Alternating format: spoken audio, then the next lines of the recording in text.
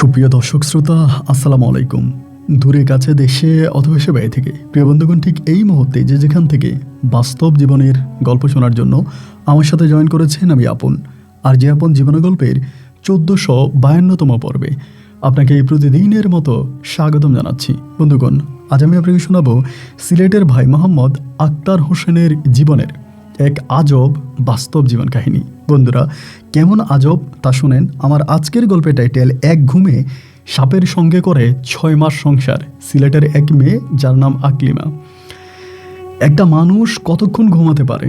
সে 6 মাস ঘুমিয়ে থাকে। শুধু ঘুমিয়ে থাকে না, ওই ঘুমের মধ্যে সাপের সঙ্গে সে সংসারও করে। কি এমন আজব কথা! এই গল্প পড়ে আমি রীতিমতো অবাক হয়ে গেলাম। বিশ্বাস করতে বাধ্য হলাম যে মানুষ বলে গল্প, সিনেমা, রূপকথা হার মানিয়ে দেয় আমাদের এই বাস্তবতার কাছে। আসলে বাস্তব দুনিয়াতে এমন কিছু ঘটনা ঘটে যা আমরা স্বপ্নেও বিশ্বাস করতে পারি না। ঠিক এমনই একটা আজব গল্প যা রীতিমতো শুনলে আপনার চোখ কপালে উঠে যাবে। আশা করব শুরু থেকে শেষ পর্যন্ত সিলেটের ভাই আক্তার হোসেন এবং আকলিমার জীবনের বাস্তব গল্পটা আপনারা প্রত্যেকে আমার মুখে শুনবেন এবং গল্প শেষে তাদের দুজনকে ঠিক আপনার মতো করে একটা মতামত কমেন্ট বক্সে লিখবেন। ধন্যবাদ সকলকে। সুপ্রিয় বন্ধুগণ, আসসালামু আলাইকুম। আমার নাম মোহাম্মদ আক্তার হোসেন, আমার বাড়ি সিলেট। বন্ধুগণ, আমি আমার জীবনের গল্পটা শুরু করার শুরুতে আপনাদেরকে আমার পরিবারের সম্বন্ধে জানিয়ে রাখি। আমার পরিবারে আমি আছি, আমার বাবা আছে, মা আছে, রয়েছে আমার দাদা দাদি সহ কাকা ফুফি। আমাদের পরিবারে আরও সদস্য রয়েছে আমার ছোট একটা ভাই আর ছোট 2টা বোন। আমরা টোটাল 2 বোন 2 ভাই। আমাদের পরিবারটা সিলেট বিভাগের অদূরে কোনো এক উপজেলার গ্রামের নিম্নবিত্ত পরিবার। ঠিক নিম্নবিত্ত বললে ভুল হবে, নিম্ন মধ্যবিত্ত পরিবার। আমার বাবা পেশায় একজন কৃষক এবং কৃষিকাজের পাশাপাশি আমার বাবা আমাকে নিয়ে নয়নজোড়া স্বপ্ন দেখতেন। ছোটবেলা থেকে আমার বাবা আমাকে নিয়ে স্বপ্ন দেখতেন যে তিনি আমাকে অনেক বড় একজন সরকারি অফিসার বা সরকারি কর্মকর্তা বানাবেন। বাবার এমন স্বপ্ন বুকে লালন করে আমার শৈশবের দিনগুলো কাটতে থাকে। তো এরকম করতে করতে আমি মোটামুটি প্রায় অনেকটাই বড় হয়ে যাই। আমার বয়স তখন প্রায় আনুমানিক 7 থেকে 8 বৎসর এবং 7-8 বৎসরে আমার জীবনে একটা অলৌকিক ঘটনা ঘটে যা শুনলে রীতিমতো আপনি অবাক হয়ে যাবেন। সেটা হলো, আমাদের এলাকাতে অনেক বড় একটা মেলা হয়, খুব বড় একটা মেলা হয়। তো হিন্দুদের ওই মেলাতে আমি আর আমার বাবার সঙ্গে আমি সেই মেলাতে যাই। বাবা ধান বিক্রি করে আমাকে আর আমার ছোটো ভাইকে তখন আব্বা ওই মেলাতে নিয়ে যায়। আমরা 2 ভাই মিলে আব্বার সঙ্গে যখন মেলাতে যাই, মেলাতে যাওয়ার পরে অনেক কিছু কেনাকাটা করি। অনেক কিছু কেনাকাটা করার পরে মেলা থেকে ঠিক চলে আসবো, ওই মুহূর্তে হঠাৎ করে এক মহিলা আমাকে দেখে জড়িয়ে ধরে কান্না করতে শুরু করে। আমি তো ছোট মানুষ ছিলাম, ভয় পেয়ে গেলাম। আরে কি আজব, এই মহিলা আমাকে জড়িয়ে ধরে এরকম করে কান্না করতেছে কেন? মহিলাটা ছিল হিন্দু ধর্মের একটা মহিলা এবং উনি আমাকে দেখে চিৎকার করে কান্না করতেছে। তো তার সঙ্গে তার আরও 2টা মহিলা ছিল, তারাও সবাই এইভাবে তাকায় আছে। আমার আব্বা তখন বলতেছে, কি ব্যাপার, আপনি আমার ছেলেকে ধরে এরকম করে কান্না করতেছেন কেন? তো আমার আব্বা যখন এই কথা বললো, মহিলা তখন আমার আব্বারে বলতেছে, কি এটা আপনার ছেলে? এটা আমার ছেলে। তখন ধরেন মেলার অনুষ্ঠান চলতেছে, চারদিকে বহু মানুষ। এই ঝামেলা নিয়ে তখন প্রায় সব মানুষ একসাথ হয়ে গেল। সবাই মিলে তখন কান্নাকাটি করতেছে, সবাই মিলে তখন হাই হল্লো করতেছে এবং মহিলা কান্নাকাটি করতেছে। এই সময় তখন মহিলার সম্ভবত তার গার্ডিয়ান হবে বা মহিলার স্বামী বা ওরকম আরও 2জন লোক আসছে। আমার যতটুকু আদো আদো মনে আছে আর কি, ঠিক ততটুকুই বলি। এবং তারা তখন আমাকে একটা সাইডে নিয়ে যায় এবং সাইডে নিয়ে যাওয়ার পরে আমার আব্বার সঙ্গে কি কথা হয় সেটা তো আমি জানি না। এবং না জানার পরে তখন তারা করলো কি, ওই মহিলাকে আমাদের বাড়িতে নিয়ে আসলো। যে মহিলা আমাকে ধরে কান্নাকাটি করলো, ওই মহিলাকে আমাদের বাড়িতে নিয়ে আসলো। এবার আমাদের বাড়িতে আনার পরে ওই মহিলা তখন আমাকে খুব আদর করতেছে। ঘরের মধ্যে আমার এত আদর করতেছে যা বলার মতো না। আমাকে টাকা দিতেছে, চকলেট দিতেছে, খাবার দিতেছে, প্রচুর পাগলামি করতেছে। তো আমি তো ছোট মানুষ, বুঝি না যে মহিলা আমার সঙ্গে এরকম কেন করতেছে, কি কারণে করতেছে। একটা পর্যায়ে যখন আব্বুর সঙ্গে আলোচনা করি বা আব্বুরে জিজ্ঞেস করি যে আব্বু, মহিলা আমার সঙ্গে এরকম কেন করে, মহিলা আমার সঙ্গে এরকম করার কারণ কি? তারপরে আমি আমার আব্বার মাধ্যমে জানতে পারি যে এই মহিলা নাকি ঠিক আমার মতো একটা ছেলে ছিল, দেখতে অনেকটা আমার মতোই। ওই ছেলেটা নাকি মারা যায়। স্কুল থেকে আসার পথে কারেন্টের শর্ট খেয়ে মহিলার বাচ্চাটা মারা যায় এবং মহিলার বাড়ি হচ্ছে ঈশ্বরদীতে। তো সেখানে তার ওই বাচ্চাটা মারা যায়। মারা যাওয়ার পরে মহিলা খুব মানসিকভাবে অনেকটা ভেঙে পড়ে এবং তিনি এখানে বেড়াতে আসে তার কোনো আত্মীয়র বাড়িতে। এবং সে আত্মীয়র বাড়িতে বেড়াতে আসলে সে মেলার মধ্যে নাকি আমাকে দেখতে পায়। তো এই মহিলার আবার সিলেট শহরে নিজেদের বাড়ি টাড়ি আছে, তাদেরও খুব বিশাল অবস্থা। তো মহিলা যখন আমাকে এরকম জড়ায় ধরে কান্নাকাটি করতেছে, খুবভাবে হচ্ছে আমার প্রতি মহিলা দুর্বল হয়ে যায় এবার মহিলা আমার আব্বারে ধরছে যে আমি আপনার ছেলের শহরে নিয়ে যাব, ওখানে আমি ওরে পড়াশোনা করাবো। তো আমার আব্বা বলতেছে যে আমরা হচ্ছে মুসলমান, আপনি হচ্ছেন হিন্দু, তাই এখন মুসলমান আর হিন্দুর মাঝে এটা কিভাবে হবে, তা কীভাবে সম্ভব। এবার মহিলা বলতেছে যে দেখেন আপনার ছেলেটাকে আমাকে দেন, আমি ওকে নিয়ে যাই, আমি ওকে পড়াশোনা করাবো। মানে খুবভাবে মহিলা তখন মানে আমার আব্বাকে ধরছে। তো আমার আব্বা তো একরকম মিডল ক্লাস লেভেলের মানুষ, অত ভালো বুঝে না। পরে মহিলা গিয়ে আমাদের এলাকার চেয়ারম্যানকে ধরছে। চেয়ারম্যানকে ধরার পরে চেয়ারম্যান তখন এসে আমার আব্বাকে বললো যে দেন না, আক্তারকে যদি আপনি দিয়ে দেন, মহিলা ওরে নিয়ে পড়াশোনা করবে, হিন্দুর ঘরে থাকলে সমস্যা কি, ও ওর ধর্ম পালন করবে, মহিলার ধর্ম পালন করবে। আমার আব্বা তখন বলে যে না, আমি কোনো হিন্দুর পরিবারে আমার ছেলেকে আমি দিব না। এবং একটা পর্যায়ে মহিলা তখন বলল আচ্ছা ঠিক আছে, আপনি যদি না দেন আমার কোনো আপত্তি নাই, তবে আমি প্রতি মাসে এসে আমি আমার আক্তারে মানে আপনার ছেলেকে দেখে যাব। তো মহিলা আমার নাম রাখতো শিব, বলে আমি শিবরে দেখে যাব মানে প্রতি মানে আপনার মাসে মাসে আইসা। আমার আব্বা বলে ঠিক আছে, আপনি মাসে মাসে আইসা আমার ছেলের দেখা যান এবং আপনি প্রয়োজন আমার ছেলের সঙ্গে থাকেন, আমার কোনো সমস্যা নাই, কিন্তু আমার ছেলের আমি নিতে দিব না। তো এবার হলো কি জানেন, এই মহিলা প্রায় প্রতি মাসেই 2-3 বার করে আমাদের বাড়িতে আসতো। এবং আমাদের বাড়িতে যখন আসতো তখন আমাদের বাড়িতে ঈদ লেগে যেত। মানে খাবার দাবার থেকে শুরু করে মানে ঘরের মধ্যে এমন কিছুর অভাব ছিল না। মানে সব মহিলা আপনার বাজার সাজার করে সে অনেক টাকা পয়সা নিয়ে আসতো, এবং আমাদেরকে টাকা পয়সা দিত। মানে এই মহিলার টাকায় রীতিমতো আমাদের দিনে পাল্টে যায়। একবার যে মহিলা সিদ্ধান্ত নিল যে আমাদেরকে দালান উঠাই দিবে, মানে বিল্ডিং উঠাই দিবে। তা আমার আব্বা তো আসলে বিশ্বাস করতে পারতেছিল না, আমরা যেন আঙ্গুল ফুলে কলা গাছ হয়ে যাচ্ছিলাম। পরে এই মহিলাগুলো কি আমাদের বাড়িতেই বিল্ডিং উঠাই দিল। এই প্রথম আমাদের বাড়িতে একটা বিল্ডিং উঠে এবং সেটা ওই হিন্দু মহিলা উঠাই দেয়। পরে বাড়িতে বিল্ডিং উঠে যায় এবং মহিলা আমারে খুব আদর করতো। আমারে মানে এমন কিছু জিনিস ছিল না যে মহিলা আমারে দেয় নাই, মানে পাগল হয়ে যেত আমারে দেখলে, আদর করতো, খুব আদর করতো। এই করতে করতে আমি মোটামুটি প্রায় অনেকটাই বড় হয়ে যাই। তখন আমি আমাদের গ্রামের একটা স্কুল থেকে ক্লাস 9-এ পড়ি। তো পড়াশোনার প্রতি আমি আসলে খুব বেশি ভালো ছিলাম না, মানে খুব বেশি ভালো পড়াশোনার প্রতি ছিলাম না। এবং এক পর্যায়ে আমি এসএসসি পরীক্ষা দিই এবং এসএসসিতে আমি 2 সাবজেক্টে ফেল করি। তো 2 সাবজেক্টে ফেল করার পরে আমি তখন ওই মহিলার বাসায় যাইতাম, মানে যা ওনাকে আমি মায়ে ডাকতাম, ওনার বাসায় যেতাম। ওনার বাসায় গিয়ে 2 দিন 3 দিন আমি ওনার বাসায় থাকতাম। উনি আর ওনার হাজব্যান্ড ওরা দুজনেই থাকে, কিন্তু ওনাদের কোনো ছেলে মেয়ে নাই। সিলেট মেন শহরে ওদের বাসা। তা আমি ওদের বাসায় যাইতাম, ওদের বাসায় থাকতাম, ঘুরতাম ফিরতাম, মজা মাস্তি করতাম এবং তারাও মোটামুটি আমাকে অনেক আদর করতো, যত্ন করতো। তো কিছুটা সময় বাড়িতে থাকতাম, কিছুটা সময় ওদের বাসায় থাকতাম। এভাবেই তখন আমার দিনের রাতগুলো কাটতেছে। এবং মহিলা চাইলে আমাকে টাকা দেয়, আমি বললাম আমার 5,000 টাকা লাগবে, 10,000 টাকা লাগবে, মানে যখন যে পরিমাণের অ্যামাউন্ট চাই, মানে যে পরিমাণের টাকা চাই, উনি আমাকে সেই পরিমাণের টাকাই দেয়। মানে টাকা নিয়ে কোনো রকমের মানে নাই, মানে সংকোচ নাই, যখন যা চাচ্ছি তখনই তাই আমাকে টাকা দিচ্ছে। তো ওনার কাছ থেকে টাকা নিচ্ছি, টাকা নিয়েও তো আমি হই হুল্লা করে চলতেছি, মানে আমার আর কোনো কিছুর অভাব নাই। রাজার হাওলাতে তখন দিন কাটতেছে, বাড়িতে থাকি 15 দিন, ওখানে থাকি 15 দিন। তো ওনার বাসায় থাকলেও আমি যথারীতি মুসলিম ধর্মই পালন করি, নামাজ পড়ি বা ওনার বাসায় থাকি, কিন্তু আমি আমার ধর্ম পালন ঠিকঠাক মতোই করতেছি। এরকম করতে করতে একটা পর্যায়ে আমি আমার খালার বাড়িতে মানে বেড়াইতে যাব, তখন শীতকাল আসতেছে। তো আমার খালাতো ভাইরা আমারে বলতেছে, আমার সমবয়সী আবার খালাতো ভাই আছে, ওরা বলে আক্তার ভাই আমাদের বাড়িতে আসেন। ওদের বাড়িটা আবার আমার খালাতো ভাইয়ের বাড়িটা আবার আপনার সিলেটের ইন্ডিয়ার বর্ডার গেছে, মানে বর্ডারের পাশে। তো ওদের বাড়িটা অনেক সুন্দর, মানে বাড়ি থেকে ইন্ডিয়া দেখা যায়, ইন্ডিয়ার বর্ডার দেখা যায়, মানে খুবই সুন্দর একটা জায়গা, এক কথায় বলতে গেলে অসাধারণ। তাই আমি তখন চিন্তা করলাম যে আমার খালাতো ভাইয়ের সঙ্গে আমি ওখানে মানে ঘুরবো। পরে মারে বললাম, মার কাছ থেকে টাকা নিলাম, মানে ওই হিন্দু মহিলার কাছ থেকে টাকা নিলাম। এবং টাকা নিয়ে আমি তখন, আমার বয়স তখন মানে মোটামুটি হয়ে গেছে প্রায় 19-20 বছরের মতো, টাকরা জোয়ান ওই মুহূর্তে। তো খালার বাড়িতে যাওয়ার পরে আমরা তখন করলাম কি, আমার খালাতো ভাই সহ আমরা বিকেলবেলা বর্ডারের দিকে হাঁটতে গেছিলাম। বর্ডার যে এরিয়া আছে, বর্ডার এরিয়াতে হাঁটতে গেছিলাম। এবং বর্ডার এরিয়াতে হাঁটা আসতে আসতে মানে হঠাৎ করে আমার চোখে একটা আজব জিনিস পড়লো। আজব জিনিস বলতে একটা ছাগল, এবং ছাগলটা বেঁধে রাখছে, ওই ছাগলের সঙ্গে একটা মেয়ে বসে আছে। মানে দেখে আমি আপনাকে কী বলবো, একবারে দেখে মনে হয় যেন বিদেশি।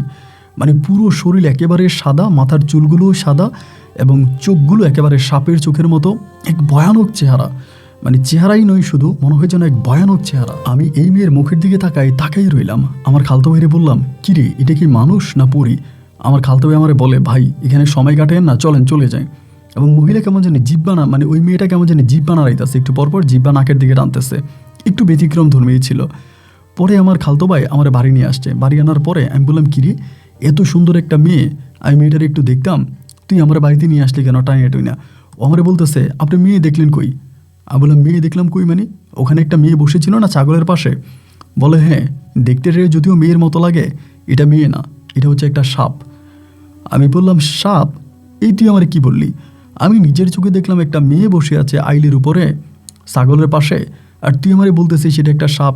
বলে, হ ভাই, ওরে চিনে না, এরকম কোনো লোক আমাদের এলাকাতে নাই। ওর নাম হচ্ছে আকলিমা, ওর নাম হচ্ছে আকলিমা, কিন্তু ও হচ্ছে একটা সাপ। আমি বললাম, মানুষ আবার সাপ হয় কি করে? কি সব আজীব কথাবার্তা বলিস, এটা একটা মেয়ে, তা সাপ হবে কি করে? আমার ভাই আমারে বলতেছে, আপনি আমার কথা বিশ্বাস করেন না তো? আমি বললাম, না, এটা কি বিশ্বাস করার মতো কথা? আমি দেখলাম এই ঝাড়জনি মানের একটা মেয়ে, তুই আমারে বলতেছিস এটা একটা সাপ, তো এটা আমি কেমনি বিশ্বাস করব? পরে আমারে বলে, আপনি প্রমাণ চান? আমি বললাম, হ্যাঁ, প্রমাণ দে। পরেও আমার আমার খালারা ডাক দিয়ে আনছে। তো খালার বাড়িতে এর আগে আমি অনেকবার গেছিলাম, তো লাস্ট হচ্ছে প্রায় 7-8 বছরের মতো যাই না। মানে ওই হিন্দু মহিলার সঙ্গে পরিচয় হওয়ার পরে আমি আর খুব বেশি একটা যাই না, আগে যাইতাম। পরে হইল কি, আমার খালারা ডাক দিছে। ওই খালারা ডাক দিয়া বলে, আমার খালার জিজ্ঞেস করে যে, মা, আমাদের এলাকাতে যে একটা সাপ আছে, সাপুরে একটা মেয়ে আছে, ওটার নাম কি? আমার খালা বলতেছে, কে, আকলিমার কথা বলতেছিস? তো আমার খালা যখন আকলিমা বললাম, খালা, এটা কি কোনো সাপ নাকি? আমার খালা বলেন, না, এটা কোনো সাপ না, তবে এই মেয়ের সঙ্গে একটা সাপ আছে, এবং এটা কোনো নর্মাল সাপ না, এটা নাকি খুব বড় ধরনের সাপ এবং এই মেয়ের সঙ্গে থাকে, এবং এটা এলাকার সবাই জানে। আমি খালা বলে, তুই মেয়েটারে দেখোস নাই, ও যে বারবার সাপের মতো জিব্বা বাইর করে? আমি বললাম, হ্যাঁ, তা তো দেখেছি, বারবার দেখলাম যে জিব্বা বাইর করতেছে এবং জিব্বা দিয়ে সে তার নাক চাটতেছে, এরকম একটা অবস্থা। আমার খালা বলে, খবরদার, এই মেয়ে যদি তোর দিকে তাকায়, এরকমও হয় যে অনেকের দিকে তাকাইছে তারা মারাও গেছে। ওই মেয়ের দৃষ্টি খুবই খারাপ, যদি কারো দিকে একবার তাকায় তাহলে তার বড় ধরনের ক্ষতি হয়ে যায়। খবরদার, ওই মেয়ের সঙ্গে ওই মেয়েরে দেখলে থাকবি না, ওখান থেকে চলে আসবি। খালার মুখে এসব কথা শোনার পরে আমি একটু অবাকে হয়ে গেলাম। আরে আজীব কথা, এই কেমন কথা বলে যে একটা মানুষ এভাবে সাপ হয় কী করে? কোনোভাবে আমি এই জিনিসটা মানাইতে পারতেছিলাম, নিজের মনকে বুঝাইতে পারতেছিলাম না। তারপরও খালা আমারে যেভাবে বললো, আমি তখন খালার কথা আমলে নিলাম, খালার কথা শুনলাম যে ঠিক আছে, হয়তো এই মেয়েটা এরকমই হবে। তা আমি গিয়েছিলাম খালার বাড়িতে, হয় আমি 2 থেকে 3 দিন থাকবো এবং 2-3 দিন থেকে আমি চলে আসবো, এরকমভাবেই গিয়েছিলাম। কিন্তু এই মেয়ের গল্প শোনার পরে বা এই মেয়ের কথা শোনার পরে আমার কাছে মনে হয়েছে যে না, আমি আর আমার খালার বাড়ি থেকে যাব না, আমি এই আকলিমার গল্প শেষ করেই যাব। এই কেমন আকলিমা এবং তার সঙ্গে সাপ আছে, যা রীতিমতো আমাকে একটু অবাকই করেছে। তো মেয়েটা যদিও দেখতে শুনতে একটু ছোটোই মনে হতো, দেখতে শুনতে খুব একটা ছোট, বাট তার বয়স হয়েছে, আমার খালার মুখে যেটা জানলাম যে তার বয়স 16-17 মতো, বাট দেখে মনে হয় যেন 7-8 বছরের একটা মেয়ে, এরকমই হবে, কিন্তু বয়স হয়েছে খালার মুখে যেটা জানলাম। এবার আমার খালতো ভাই আমি বারবার বলতেছি যে চল না, একটু আকলিমাদের বাড়িতে যাই, একটু আকলিমারে দেখে আসি, এটা কেমন সাপ, কেমন সাপের লগে মেয়েটার সম্পর্ক, একটু দেখে আসি চল। আমার খালাতো ভাই আমার বারবার বলতেছে, আপনি কি পাগল হয়ে গেলেন? আপনার মাথায় কি কোনো সমস্যা আছে? এসব কী কথা আপনি বলতেছেন?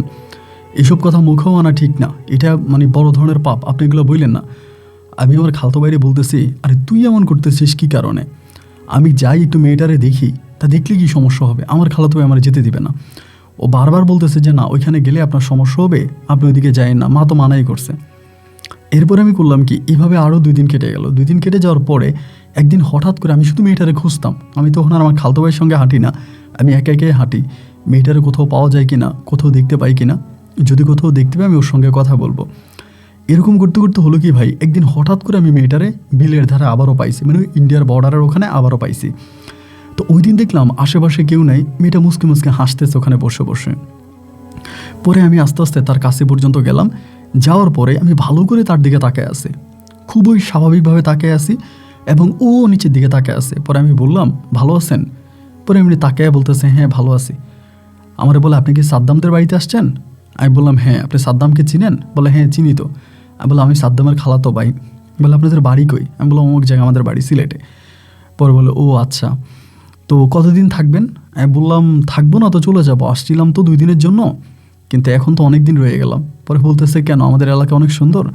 আমি বললাম, না, আপনাদের এলাকা সুন্দর না, আপনাদের এলাকার একটা মানুষ অনেক সুন্দর, আমি তার দিকে তাকিয়েই একটু মুগ্ধ হয়ে গেলাম, তাকে দেখে আর যেতে পারতেছি না। পরে আমারে বলে, আমাদের এলাকার এমন কোন মানুষ আপনি দেখলেন যারা দেখে আপনি যেতে পারতেছেন না? আমি বললাম, সে তো আমার সামনেই বসে আছে। এবং এটা বলার পরে মেয়েটার হঠাৎ চোখগুলো যেন কেমন একটু রাগান্বিত হয়ে যায়, চোখগুলো মনে হয় যেন একটু রাগান্বিত হয়ে যায়, মুখটা অনেকটা কালো করে ফেলে, মুখটা অনেকটা কালো করে আমারে বলে আমি চলে যাই। মানে মনে হলো যেন হঠাৎ করে তার মাঝে অন্য কিছু একটা জিনিস চলে আসছে, এরকমটা মনে হলো। থাপ করে সেখান থেকে উঠে হেঁটে চলে গেল। আমি এর কোনো মানে বুঝতে পারলাম না, আর কী ব্যাপার, এরকমভাবে হঠাৎ করে কথা বলতে বলতে হঠাৎ করে উঠে চলে গেল। তা আমি তখন আস্তে আস্তে করে বাড়ির দিকে গেছি। বাড়িতে যাওয়ার পরে আমার ভিতর তখন বারবার ঢুকতেছে যে বিষয়টা কি।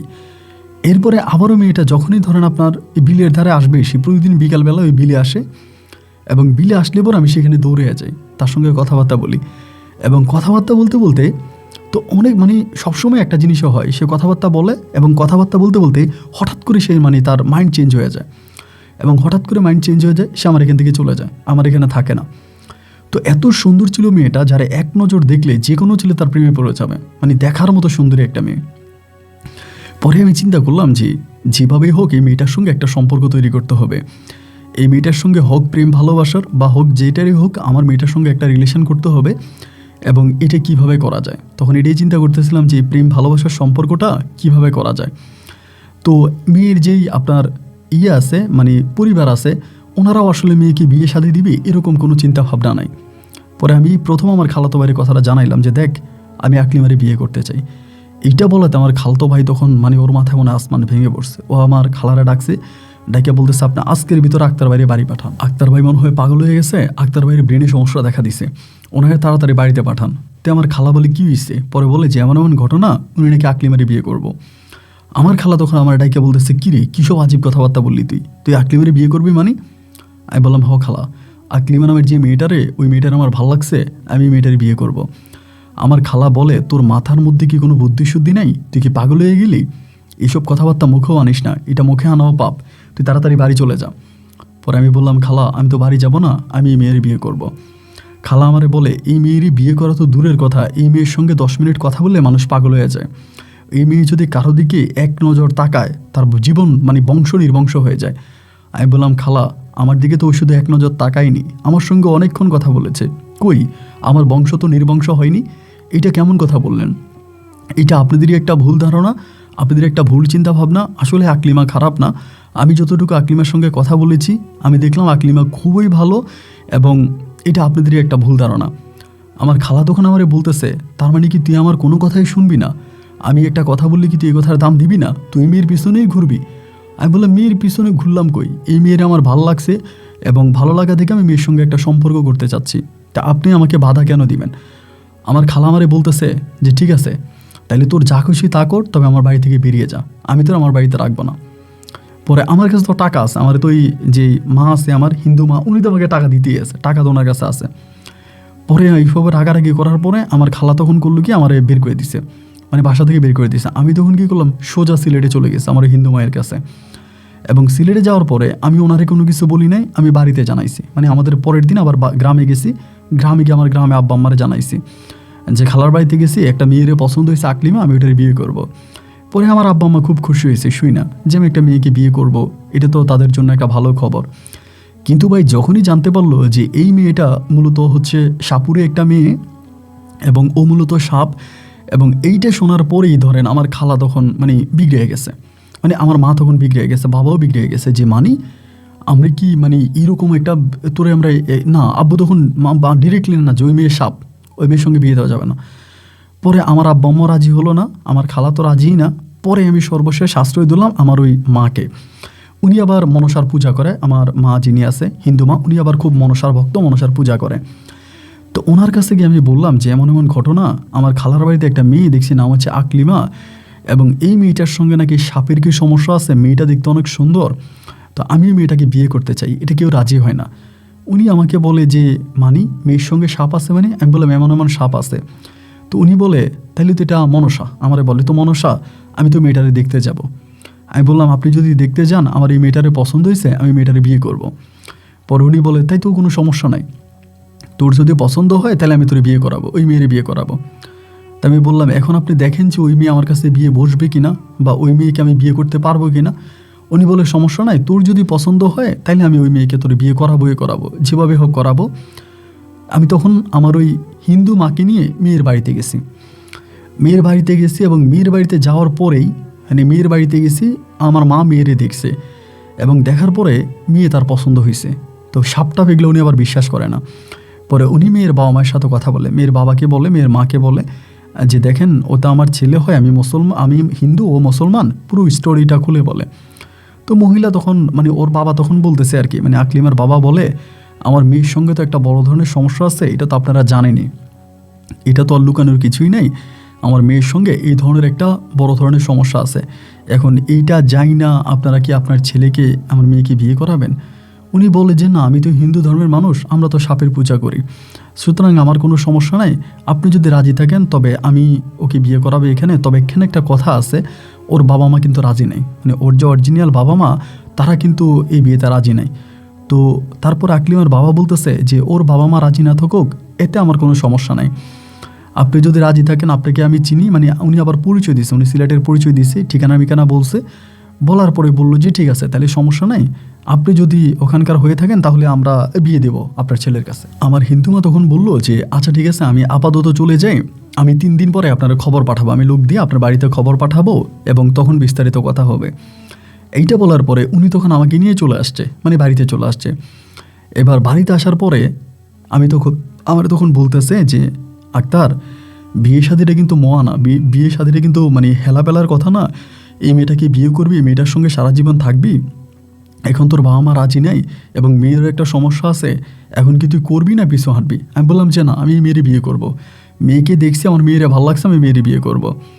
তা আমার মাও তখন চেষ্টা করছে আমার পরিবারকে রাজি করানোর জন্য, তা আমার পরিবার আসলে রাজি হবেই না, ওই মেয়েকে বিয়ে করাবেই না, ওই পরিবার নিয়ে তারা কোনো কথা বলতেও রাজি না। পরে আমার মা সম্পূর্ণ নিজে দায়িত্ব নিয়ে ওই মেয়ের পরিবারের সঙ্গে কথাবার্তা বলল এবং কথাবার্তা ফাইনাল করার পরে তখন ওই মেয়ের সঙ্গে আমার মা তখন আমাকে বিয়ে করাই দিল এবং 3 লক্ষ টাকা দেন মোহরে ওই মেয়েকে আমি তখন বিয়ে করি। বিয়ে করার পরে আমার মা কিন্তু তার এখান থেকে কিছু মুসলিম লোকজন নিয়ে যায়, তার ওই মহল্লা থেকে কিছু মুসলিম লোকজন নিয়ে যায় এবং নিয়ে গিয়ে সেখানে বিবাহর কাজ সম্পূর্ণ হয়। সম্পূর্ণ আমার পক্ষে 2 জন সাক্ষী থেকে, আমার আব্বা আম্মা তো নাই। এইভাবে আমি মেয়েটাকে বিয়ে করে আমার খালাও কিন্তু এই বিষয়ে জানে না এবং যে বিয়েটা হয় এই বিয়েটা খুবই গোপনে হয়, মানে আকলিমাদের শুধু আকলিমার বাবা মা আর 2 একজন আত্মীয় ছাড়া আর কেউ জানে না, মানে আর কোনো লোকে তারা জানাই নাই, কারণ জানাইলে তো একটা সমস্যা, মানুষ আমাদের কাছে আসবে বা দেখবে, তা ওই জন্য ওভাবেই তখন গোপনে বিয়ে হলো। আমি তখন আকলিমাকে নিয়ে বাসর ঘরে আসছি। তো বাসর ঘরে আসার আগ মুহূর্তে একটা কথা বলি, গাড়ির মধ্যে আমি যখন আকলিমাকে নিয়ে আসতেছি ভাই, তখন মনে হইলো কি যেন গাড়িটা মানে ভেঙে ফেলতেছে এমন একটা অবস্থা, মানে গাড়িটা খুবই জাগাইতে আছে। তো আমি তখন ড্রাইভারে বলতেছি ভাই কী ব্যাপার, গাড়ি এরকম জাগাইতে আছে কেন, গাড়ি আসতে চালান না?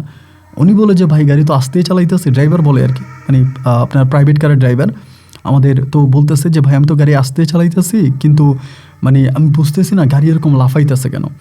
তাই আমি বললাম যে রাস্তাও তো পরিষ্কার, রাস্তার মধ্যেও তো কোনো ভাঙাচুরে কিছুই নেই, রাস্তাও তো একবারে পরিষ্কার, তারপরেও গাড়িটা এরকম করতেছে কেন? উনি বলে তাই তো বুঝি না, রাস্তায় তো পরিষ্কার, সব কিছুই ঠিক আছে, তারপরেও গাড়ি নাচে কেন? আচ্ছা ঠিক আছে, সমস্যা নেই, তখন যাইতেছি। এমন সময় আমার মা তখন করলো কি, আমার মা সামনের সিটে বসেছিল, উনি অনেকক্ষণ ধরে বসে থাকার পরে উনি তখন তার ব্যাগ থেকে একটা তাবিজের মতো বের করছে, বের করে আমারে বলে এটা ওর গলায় পরাই দে আর এটা তোর গলায় পর। তো উনি এটা কোত্থেকে নিয়ে আসছে বা কিভাবে আনছে এসব কিন্তু আর আমি জানি না। তো একটা আমি আকলিমার গলায় পরাই দিলাম আর একটা আমি আমার গলায় পরছি। তো এরপরে আছে না মোটামুটি অনেকটা গাড়ির জাগনি বা এই ধরনের সমস্যাগুলো অনেকটা কমে গেছে, মোটামুটি অনেকটা কমে গেল, সব কিছু মোটামুটি ঠিক হলো। এবং হওয়ার পরে আমি তখন আকলিমাকে নিয়ে বাড়িতে আসছি, আমার ঘরে আসছি এবং আমার ঘরের ভিতরে যেখানে আমার মা আমাদের বাসর তৈরি করছে ওই বাসর ঘরে ঢুকলাম। ঢুকার পরে আমার মা তখন করলো কি, আমার ভিতরে তেমন যেন কেমন একটা অস্থির লাগতেছে, মানে আমার মনে হয় কি যে আমার শরীরের মধ্যে কেমন একটা জ্বালাফোড়া করতেছে, শরীরের মধ্যে মানে মনে হয় যেন মরিচ লাগাই দিলে শরীর যেরকম জ্বলে না, এরকমভাবে শরীরটা জ্বলতেছে, প্রচুর জ্বলতেছে। আমি তখন মায়ের কাছে গেলাম, গিয়ে বললাম যে আমার শরীরটা এরকম জ্বলতেছে, আমি বুঝতেছি না আমার হাত পাগুলো এরকম জ্বলতেছে কেন, মানে আমি কি করব। উনি আমাকে বলে যে আচ্ছা ঠিক আছে সমস্যা নাই, আমি দেখতেছি। তো উনি আবার কিছু জানতো কিনা আমি জানি না, উনি তখন কোথায় একটা পানি নিয়ে আসে, আইনা বলে এই পানিটা তুই একটু খাবি, তোর বউকে একটু খাওয়াবি, আর গলার যে তাবিজটা আছে এই তাবিজটা খুলে তোর বউয়ের বাম হাতে দিবি আর তোর বাম হাতে দিবি। তা আমারটা আমার মা খুইলে নিজে আমার বাম হাতে পরাই দিছে, আর আকলিমারটা আমি খুইলা ওর বাম হাতে পরাই দিছে। তো পানিও ও খাইছে, আমিও খাইছি, খাওয়ার পরে দুজনে একসাথে বসছি। আপনি বিশ্বাস করবেন কি না, আমি বসার পরে মনে হয় 2 মিনিটও লাগে নাই, 2 মিনিটের মাথায় আমি মানে আমার চোখ খুলে রাখতে পারতেছি না। আজ আমার বাসর রাত, আমি ওর সঙ্গে থাকবো, বাসর করব, কিন্তু ভাই আমি কোনোভাবে আমার চোখ খোলা রাখতে পারতেছি না।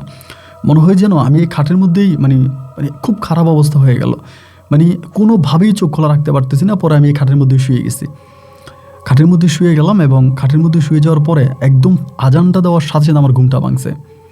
এবং ঘুম ভাঙার পর আমি দেখি যে আকলিমা ওর মতো করে শুয়ে আছে। আমি তখন বুঝতে পারলাম না কীভাবে বাসর রাতটা কেটে গেল, পুরো রাতটা এভাবে কেটে গেল। তো যাই হোক, সকালে উঠছি, উঠার পরে আকলিমাদের বাড়ি থেকে ওদের 2-4 জন মেহমান আসছে, ওনাদেরকে খাওয়া দাওয়া করাইলাম ঠিকঠাক মতো। আকলিমা তখন তাদের সাথে আবার চলে গেছে। তো তাদের সাথে চলে যাচ্ছে, তার পরের দিন আমি আকলিমাকে আনতে যাব। তার পরের দিন আমি যেদিন যাব সেদিন আমার মা আমারে বলতেছে, তুই আকলিমারে আনতে যাইস না, আমি কি আকলিমারে নিয়ে আসি? আমি তখন বললাম আমি যাই, আমি ওরে নিয়ে আসি। আমার মা বলে না তুই যাইস না, আমি যাই, আমি আকলিমারে নিয়ে আসি। তো আমার মা তখন গেল, গিয়া উনি আকলিমাকে নিয়ে আসছে। একদিন থাইকা পরের দিন আকলিমাকে উনি নিয়ে আসছে। আসার পরে আমি আকলিমার সঙ্গে কোনোভাবে কোনো ধরনের সম্পর্কে যাইতে পারি না। ধরেন রাতের বেলায় আমি ওর সঙ্গে যখন যাই, আমি কোনোভাবেই আমার চোখ খোলা রাখতে পারতেছি না। মানে ওর কাছে গেলে আমার চোখ মানে দুনিয়া আমার মনে হয় ভাঙে আসতেছে, মানে আমি সজাগে থাকতে পারি না, কোনোভাবেই সম্ভব হয় না। তো এইভাবে অনেক দিন কেটে গেল। এবার আমি তখন মাকে বিষয়টা জানালাম, আমার হিন্দু মাকে। তখন কিন্তু আমার আব্বা আম্মা আমার কোনো খোঁজ খবর নেয় না, তখন কিন্তু একমাত্র আমার দায়িত্ব আমার এই হিন্দু মাই নিছে। আমার আব্বা আম্মার কথা হচ্ছে এই মেয়েকে নিয়ে তারা আমার ঘরে উঠাবে না, এই খারাপ মেয়ে বা ওর সঙ্গে সাপ আছে, এই মেয়েকে নিয়ে ঘরে উঠাবে না। আমার সঙ্গে তখন আমার একমাত্র আপন হয়ে গেল আমার ওই মা, হিন্দু মা, উনি আমার সঙ্গে থাকতেছে। তো এরকম করে অনেকগুলো দিন কেটে গেল, বাট কোনো কিছু লাইন হয় না। না হওয়ার পরে একটা সময় উনি করলো কি, একটা হিন্দু মহিলাকে নিয়ে আসছে ইন্ডিয়া থেকে। উনি ফোন করে আনছে না কীভাবে আনছে আমি জানি না। ওই হিন্দু মহিলাটা মানে ওনাদের ধর্মের ঠাকুর না জানি কি ঠাকুমা বলে, ওই মহিলাটা তখন আসছে। এবং সেই মহিলাটা আসার পরে সেই মহিলাটা তখন মানে আমার সঙ্গে কথা বলে, এবং কথা বলার পরে মহিলাটা আমার দিকে তাকায়, ওর দিকে তাকায়, তাকায় ওরে বলতেছে যে মনসার পূজা করার জন্য। তো আমি তো মূলত মুসলমান এবং ও মুসলমান, তো ও এই পূজা কেন করবে? আমি আমার মাকে বললাম যে মা, এটা তো হতে পারে না, ওই পূজাটা কেন করবে? ও তো আমার বলে, মা বলতেছে যে যদি করে তাহলে হয়তো ওর জন্য ভালো হবে, তাহলে এটা করতে দে। তো ওনার যেহেতু বললাম, আমি তখন বললাম যে আচ্ছা ঠিক আছে তাহলে করুক, মানে আমি আর বাধা দিলাম না। তো তখন এই পূজাটা করতো। এটা করতে করতে করতে করতে মোটামুটি ওর যে একটা সমস্যা ছিল ওই সমস্যাটা দূর হয়ে গেছে, আর কোনো সমস্যা নাই। প্রায় আপনার 15 দিন পরেও মোটামুটি ঠিক, এবং 15 দিন পরে ওর সঙ্গে আমার সব ধরনের সম্পর্ক হচ্ছে। কিন্তু এখানে একটা কথা কি, ধরেন রাতের বেলায় যদি আমার সঙ্গে কোনো একটা সম্পর্ক করি, দিনের বেলা আমার শরীর প্রচণ্ড রকমের ব্যথা করে। এবং একদিন যদি কোনো একটা সম্পর্কে যাই, 3 দিন 4 দিন পর্যন্ত আমি শরীর মুভ করতে পারি না, মানে শরীর নাড়াইতে পারি না। মানে শরীরের মধ্যে প্রচণ্ড রকমের ব্যথা ফিল করি, মনে হয় যেন আমার হাত পাগুলা কামড়াইতেছে, চিবাইতেছে, মানে এক অন্যরকম ব্যথা শরীরে। তো এই ব্যথাগুলো ফিল হওয়ার কারণ কি এটাও বুঝতেছি না, মানে শরীরে প্রচণ্ড রকমের ব্যথা অনুভব হচ্ছে। তখন চিন্তা করতেছি আল্লাহ এখন কি করব, কোনোভাবেও তোর সঙ্গে থাকতে পারি না। আল্লাহর কি হুকুম, আকলিমাকে বিয়ে করার প্রায় 3 মাসের মাথায় আমার ওই হিন্দু মা মারা যায়। মানে কোনো ওনার কোনো অসুস্থ না, কোনো কিছুই না, উনি খুবই ভালো ছিল আমার সঙ্গে, বাট উনি ইন্তেকাল করেন, পরলোক গমন করেন। এবং তিনি মারা যাওয়াতে আমি খুবই কষ্ট পাই। আমার মনে হয় যে আমার আপন মা মরে গেলে হয়তো আমার এতটা কষ্ট হতো না। ওনার মৃত্যুতে আমি যে পরিমাণের ভেঙে পড়ি, কারণ আমার এই পৃথিবীতে বলতে গেলে একমাত্র উনিই ছিলেন আপন। আকলিমাকে বিয়ে করার পরে আমার পরিবার পরিজন যারা ছিল সবাই তখন আমার কাছ থেকে সরে গেছে। তো উনি মারা যাওয়ার পরে আমি 1 মাস পর্যন্ত এই বাসায় ছিলাম, কিন্তু 1 মাস পরে আমি এই বাসায় থাকতে পারতেছি না। উনি মারা যাওয়ার পরে ওনার যে স্বামীকে আছে, ওনার যে স্বামী ছিল, ওই স্বামীকে তখন তার আত্মীয় স্বজনরা নিয়ে যায়, এবং তার আত্মীয় স্বজনরা তখন এই বাসা দখলে নেয়। বাসার দখলে নেয়, তারা এই বাসায় থাকে, ওই ফ্ল্যাটে থাকে, এখানে থাকে, ওই থাকে। মহিলা তার আমার কোনো কিছু লিখে দেওয়া যায় না, আর ওনার সাথেও তো আমার কাগজপত্রের কোনো সম্পর্ক নাই। তো একটা পর্যায়ে আমি দেখলাম যে এই বাসা আমার পক্ষে আর থাকা সম্ভব না। আকলিমা কিন্তু তখন পরিপূর্ণ ভালো, ওর কোনো সমস্যা নাই, মানে কোনো রকমের সমস্যা না, ও সম্পূর্ণ ভালো। বাট আমি দেখলাম যে এই বাসা আমার পক্ষে আর থাকা সম্ভব না, এই বাসা থেকে আমাকে চলে যেতে হবে। তো তারপর আমি সিদ্ধান্ত নিলাম যে ঠিক আছে আমি এই বাসা থেকে চলে যাবো, যেহেতু আমি বাসায় থাকতে পারবো না, বা তারা এইভাবে টর্চার করে শারীরিকভাবে মানসিকভাবে। তো সেখান থেকে আমি তখন আমি তখন গ্রামের দিকে আমার বাড়িতে গেছি। আকলিমা তখন ভালো, এবং এর আগে আমি 2 বার বাড়িতে গেছি। আমার ভাইরা, আমার বোনেরা বা আমার আব্বা যারা আছে, তারা তখন আমার একটা থাকার জন্য ঘর দিল, যে এই ঘরে তুই তোর বউ নিয়ে থাক। আকলিমা খুবই শান্ত স্বভাবী একটা মেয়ে ছিল, মানে কোনোভাবেই ওর ভিতরে কোনো চঞ্চলতা ছিল না, কোনো কিছু ছিল না, খুবই ভালো। তো এই ঘরের ভিতরে আমি তখন আকলিমাকে নিয়ে থাকতে শুরু করি। তো আমার আব্বা তখন যেভাবে কাজ করে, কৃষিকাজ করতো, আমিও তখন আমার আব্বুর সঙ্গে কৃষিকাজ করি। তা আমাদের যে একটা শক্তি ছিল, পাওয়ার ছিল, ওই হিন্দু মহিলা, এবং উনি তো মারা গেল, এবং উনি মারা যাওয়াতে আমাদের গোটা পরিবারটাই মনে হয় যেন ভেঙে পড়েছে। গোটা পরিবারটাই ভেঙে পড়েছে, আমাদের সমস্ত আশা ভরসা সব কিছু মনে হয় যেন ধূলিসাৎ হয়ে গেল। যাই হোক, এরপরে ওভাবে তখন পড়ে আছি, মানে আমি আমার পরিবারের সঙ্গে পড়ে আছি যে ঠিক আছে দেখা যাক কী হয়। তো এরকম করে একদিন হলো কি বৃষ্টি পড়তেছে, মানে বাইরে প্রচণ্ড রকমের বৃষ্টি হইতেছে, তখন দুপুরের কাছাকাছি। এটা আকলিমাকে বিয়ে করার 7 মাস পরের কথা আমি বলতেছি। আমাদের কিন্তু কোনো সন্তানাদি হয় নাই, এই যে 7 মাস সংসার করছে, কোনো বাচ্চা কাচ্চা হয়নি। তো দুপুরবেলা ঝুম বৃষ্টি পড়তেছে এবং বৃষ্টির মধ্যে আকলিমাকে বলতেছে যে আমি গোসল করতে যাব। তা আমি বললাম যে আমি বললাম যে তুমি এখন গোসল করতে যাবা কেন, আমাদের বাড়ির পাশে একটা দিঘি আছে, তা বলে আমি দিঘির মধ্যে গোসল করতে যাব। তো এটা বলার পরে আমি বললাম যে না, এখন গোসল করতে যাওয়ার দরকার নাই, যেহেতু টিনের ঘর, আমার ঘরটা ছিল টিনের ঘর। তো আপনার বৃষ্টি পড়তেছে, ঝুমুর ঝুমুর বৃষ্টি পড়তেছে, আমার তখন ঘুম চলে আসছে। এবং ঘুম থেকে ওঠার পরে আমার প্রায় 3টার দিকে ঘুম ভাঙছে। ঘুম থেকে ওঠার পরে দেখি আকলিমা নাই। তো কিরে, ও তো আমার সঙ্গেই শুইলো বা আমার সঙ্গেই ছিল, এখন যে নাই, কই গেছে? ঘর থেকে বেরোলাম, সামনে হচ্ছে আমার আম্মার ঘরটা। আম্মারে জিজ্ঞেস করলাম যে আম্মা, আকলিমা কি আসছে? আমার আম্মা বলে কই না, ও তো আসে নাই। আমি বললাম ও কই গেছে, তুমি কি দেখছো? আমার মা বলে না, আমি তো দেখি নাই, কই যাবে? তাহলে আমি চিন্তা করলাম, ও তো বললো গোসল করতে যাবে, না জানি গোসল করতে গেছে। এমন করতে করতে আমি তখন ছাতাটা নিয়ে পুষ্কুনের মানে ওই দিঘির ওই দিকে যাচ্ছি। যে দেখি যে দিঘির পাড়ে অজ্ঞান হয়ে পড়ে আছে, দিঘির পাড়ের মধ্যে অজ্ঞান হয়ে পড়ে আছে, পুরো শরীর ভিজা। আমি দেখে তো চিৎকার দিয়ে দিছি, চিৎকার দিয়ে ওরা কাঁধে করে বাড়িতে আনছি। বাড়িতে আনার পর আব্বা আম্মারা ডাকলাম, ভাইদেরকে ডাকলাম, সবাই তখন আসছে। আসার পর আমি বললাম এই ঘটনা, ও দিঘির পাড়ে অজ্ঞান অবস্থায় ছিল। তারপর ওর চোখে মুখে পানি টানি দিয়া ওর তখন জ্ঞান ফিরে আনি। তবে জ্ঞান ফিরে আনার পরে ও জানি কেমন করে আমার দিকে তাকায়, এমন হয়ে যেন আমাকে চিনে না, একটু অন্যভাবে আমার দিকে তাকাইতেছে। পরে আমি বললাম আকলিমা, তুমি ওইখানে গেছিলা কেন? ও বলে গোসল করতে। আমি বললাম তো গোসল করতে গেলা, এরপরে কি হইলো, তুমি অজ্ঞান হয়ে গেলা কেন? ও আর কারো সামনে বলে না। সবাই যখন মোটামুটি চুপ হয়ে গেছে, মানে চলে গেছে, ঠিক হয়ে যাওয়ার পরে আমি ওরে ঘরে নিছি। তখন বিকেলবেলা আসরের আজানের পরে ঘরে যাওয়ার পরে আমি বললাম আকলিমা, কি হয়েছে তোমার? তুমি এরকম গম্ভীর হয়ে আসো কেন, চুপ করে আসো কেন? আর তুমি আমারে না বইলা ওইখানে গেলা কেন? আর দিঘির পাড়ে গিয়া জ্ঞান কেন হারাই ফেললা? ও বলে দিঘির পাড়ে যাওয়ার পরে আমার একটা জিনিসের সঙ্গে দেখা হয়েছে। আমি বললাম একটা জিনিস? কি জিনিস? বলে বললে হয় তুমি বিশ্বাস করবা না, ওইটার অর্ধেক মানুষ আর অর্ধেক সাপ। আমি বললাম ওমা, এ কি বলো, অর্ধেক মানুষ অর্ধেক সাপ, এটা কি ধরনের কথা, এটা কি? ও বলে হ্যাঁ, এটার অর্ধেক দিঘির ভিতরে পড়েছিল, অর্ধেক দিঘির উপরে আছে। তো এই শুধু আমারে বলতেছে তার মুখ দিয়ে যে তোরে আমি অনেক উপরে উঠাইতে চাইছিলাম, কিন্তু নিজে নিজে তুই নিচে নেমে গেলি। এটাই বলছে। আমি শুধু এই কথাটাই শুনছি এবং আমি ওনার দিকে তাকানোর পরে আমি জ্ঞান হারিয়ে ফেলি, ওখানে অজ্ঞান হয়ে যাই। আমি তখন বললাম যে এটা কী ধরনের কথা বললা তুমি, এটা তো আমি বুঝতে পারলাম না। তারপর আমরা আবার দুজনে শুয়ে গেছি। যাই হোক, রাত হয়ে গেল, খাওয়া দাওয়া করে শুয়ে গেছি। সকালবেলা ঘুম থেকে উঠে একেবারে মানে একদম মোড অফ, একটা রাগান্বিত একটা ভাব নিয়ে আসে। আমি বলি কী হয়েছে আকলিমা, তুমি এরকম মানে মোড অফ করে আছো, দেখে মনে হচ্ছে খুব রেগে আছো, কী হয়েছে আমার কাছে বল, আমি একটু শুনি। পরে আমারে বলতেছে যে কি বলবো তোমাকে, ঠিক বুঝতেছি না, আমি কালকে রাতে যা স্বপ্নে দেখেছি তার রীতিমতো আমার কাছে অবাক লাগতেছে। আমি বললাম কী স্বপ্ন দেখেছ? ও বলে আমি স্বপ্নে দেখলাম একটা 7 রাজার কলসি, এবং কলসির মধ্যে শুধু স্বর্ণ গয়না এগুলো নিয়ে একজন আমার কাছে আসছে। এসে আমাকে বলতেছে হাতের যে তাবিজটা আছে, তখন ওর হাতে তাবিজ ছিল, যে হাতের তাবিজটা খুলে ফেলে এগুলো গ্রহণ করার জন্য। আমি বললাম আকলিমা খবরদার, ভুলেও এই কাজ করা যাবে না। আমার মা যে তাবিজ পরাই দিস ওই তাবিজ খোলা যাবে না, তোমার সঙ্গে তো আগ থেকে একটা সমস্যা ছিল, সুতরাং তুমি যদি তাবিজটা খুলে ফেলো তাহলে তো আরও বিপদ হয়ে যাবে, তুমি তাবিজ খুলবা না, এগুলো তোমাকে লোভ দেখাইতেছে, তুমি দেখো ভুলেও কিন্তু লোভে পড়ো না। ও আমাকে বলে না আমি লোভে পড়বো না, কিন্তু আমাকে এরকম স্বপ্নটা কেন দেখায়? যাক, সেদিন চলে গেল। এরপরে রাতে একইভাবে, মানে প্রতি রাতে ও তখন এই স্বপ্নটা দেখতো। স্বপ্নটা কীভাবে দেখতো, ও যখন রাতের বেলায় শুইতো, শোয়ার পরেই ও স্বপ্নটা দেখতো। মাঝে মাঝে মধ্যরাতে আমাকে ডাইকা বলতো যে আক্তার আমি স্বপ্নটা দেখেছি, আমার আইনে জিনিসগুলো দেখাইছে, সোনা আছে, রূপা আছে, এরপরে সোনার কাঠি আছে, মানে সব স্বর্ণ গয়না আমাকে কলসি থেকে বের করে দেখাইছে, আমার সব কিছু দিয়ে দিবে যদি আমি হাতের মানে তাবিজটা খুলে ফেলি। তা আমি বললাম যে না এটা করার দরকার না, এটা তুমি কইরো না। এরপরের দিন হইলো কি ভাই, এর 3 থেকে 4 দিন পরে আমি একদিন দিঘিতে গোসল করতে গেছিলাম।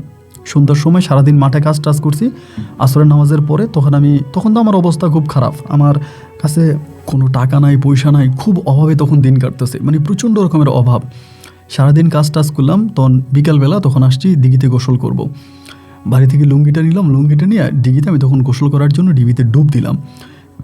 এবং ডুব দেওয়ার পরে আমার চোখের সামনে কেমন যেন একটা খুব আলো আসছিল, অনেক বেশি একটা আলো, মানে পানির নিচে আলো আসার পর আমি তখন পানির নিচে চোখটা খুললাম, মানে পানির নিচে ডুব দিয়ে তখন চোখটা খুললাম। এবং চোখটা খুলে আমি দেখতেছি যে এক কলসি স্বর্ণ, এটা আমার সামনে।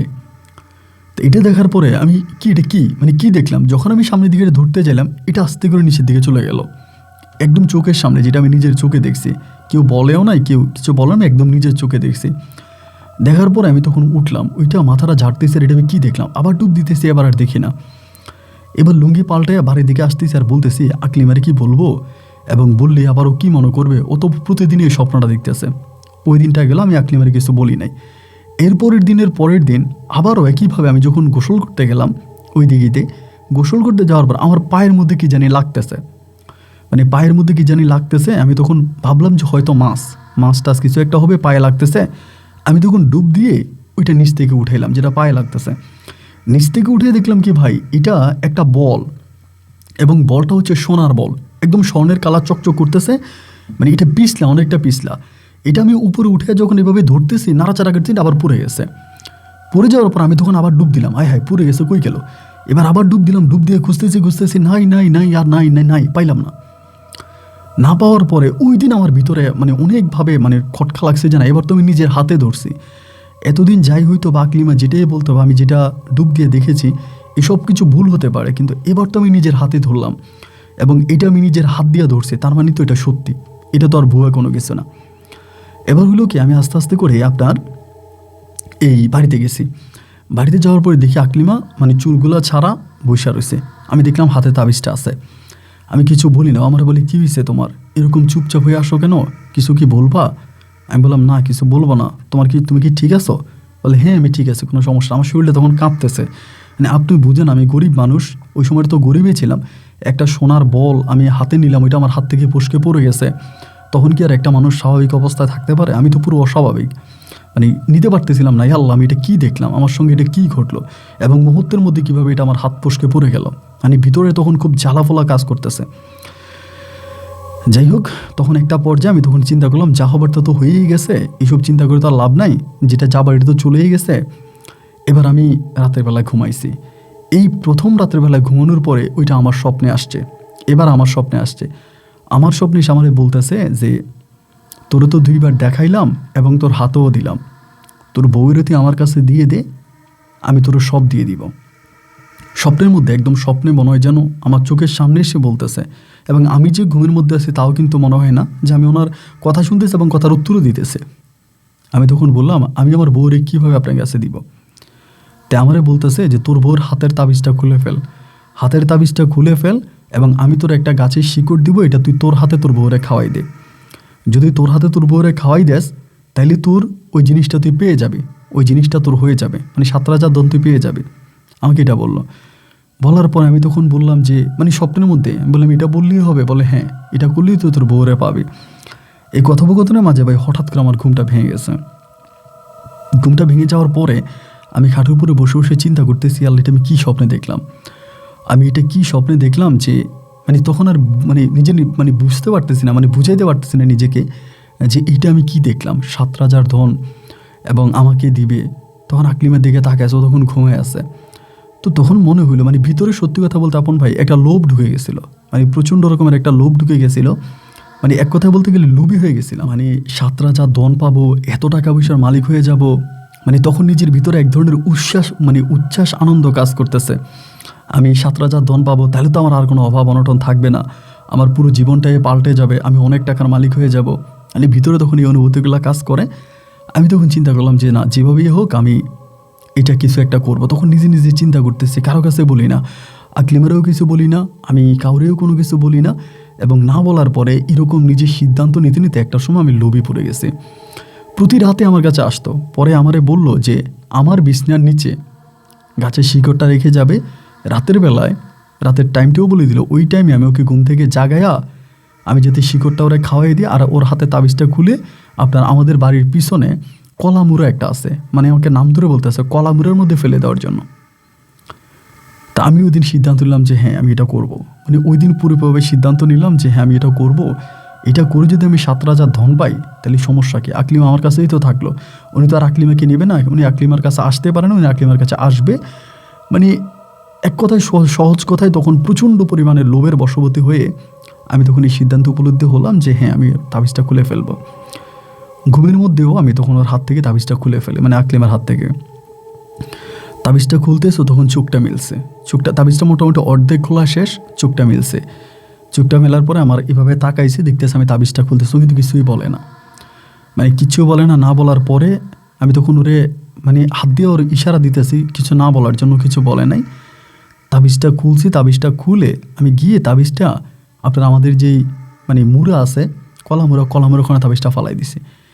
তাবিজটা কলামের ওখানে ফালাই দিয়া ঘরে আসছে, আইসা দিয়ে যে বসে আছে, মানে খাটের উপরে বসে আছে। আমি গিয়া ওর কাছে আসছি, আইসা বললাম যে তোমার কি কিছু খারাপ লাগতেছে?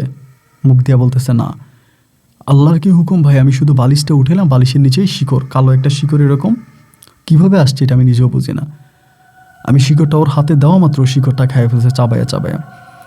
এরকম দুইটির চাপ দিয়ে শিকড়টা খাইছে, এবং শিকড়টা খাওয়ার পরে এই জায়গার ভিতরে আস্তে করে চোখটা বন্ধ করে শুয়ে গেছে।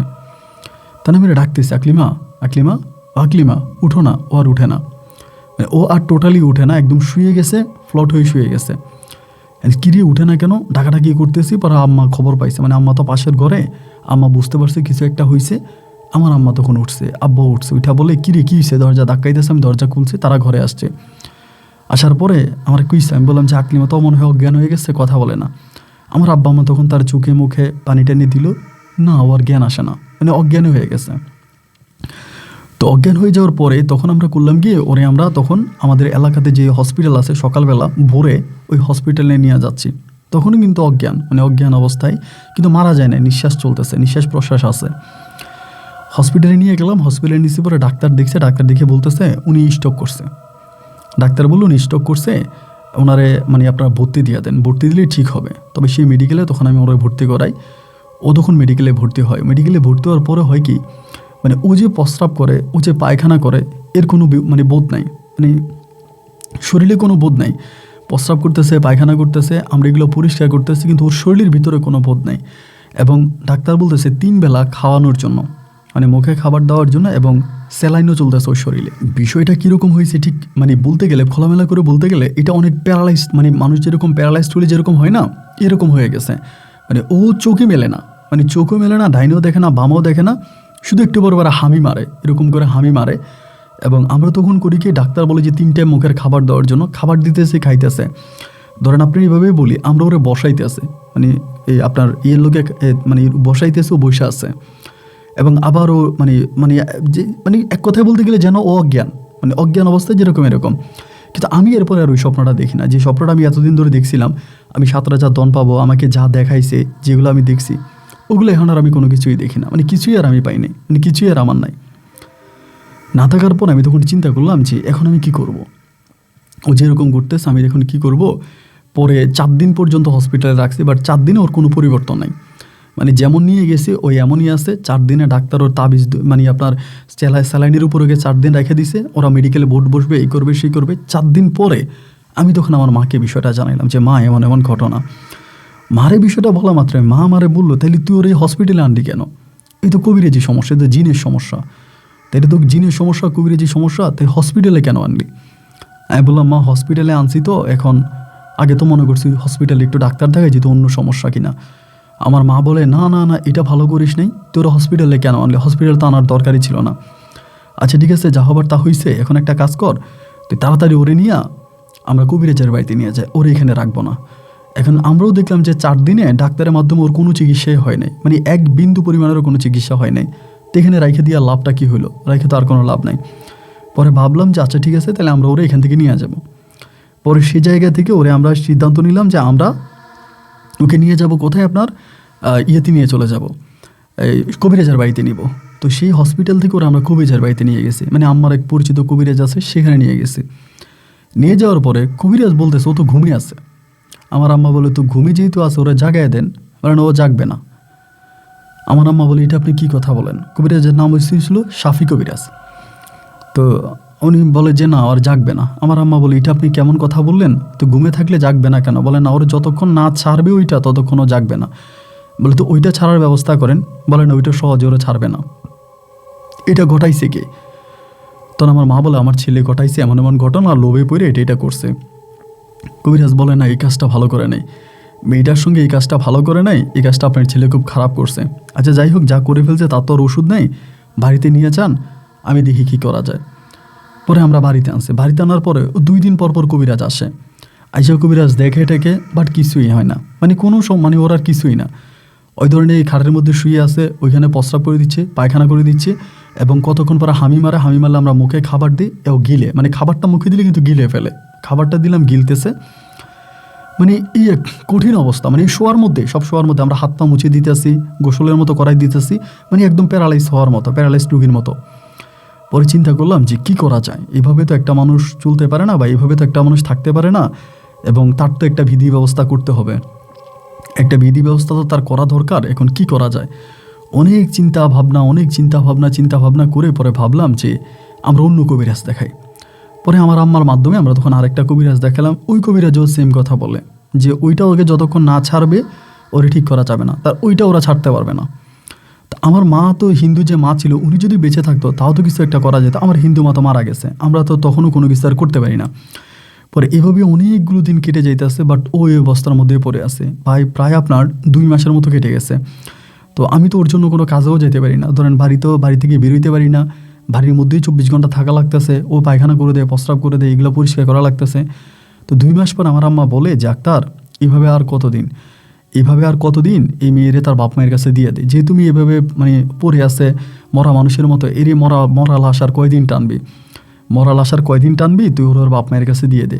তো আমার প্রশ্ন হচ্ছে যে মরা লাশ তো আমিই বানাইছি, তো মরা লাশ ছিল না, তো মরা লাশটা আমিই বানাইলাম। এখন মা আমারে বলতেছে ওর বাপ মায়ের কাছে দিয়ে পরেরটা পরে হবে, আমরা পরেরটা পরে চিন্তা করবো, ওর বাপ মায়ের কাছে দিয়ে।